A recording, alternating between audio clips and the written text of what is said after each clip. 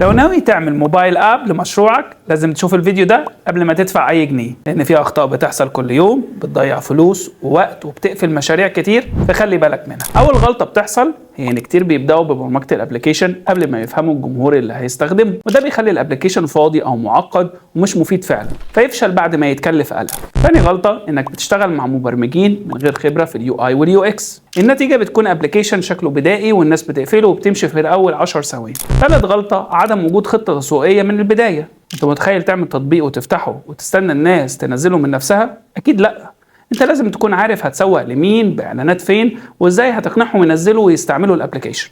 اخر غلطة الناس بتفتكر ان الابلكيشن بيتعمل مرة واحدة وخلاص، لكن الحقيقة ان الصيانة والتحديثات والامان والتطوير حاجة مستمرة. لو ما خدتش بالك الابلكيشن هيبوظ او هيحصل له هاكينج والناس هتسيبه. عشان كده وقف اي خطوة بتعملها في الابلكيشن لو مش متأكد من كل اللي احنا قلناه دلوقتي، واعمل سيف للفيديو واعمل لنا فولو لو بتدور على معلومات بجد مش بس كلام تسويق.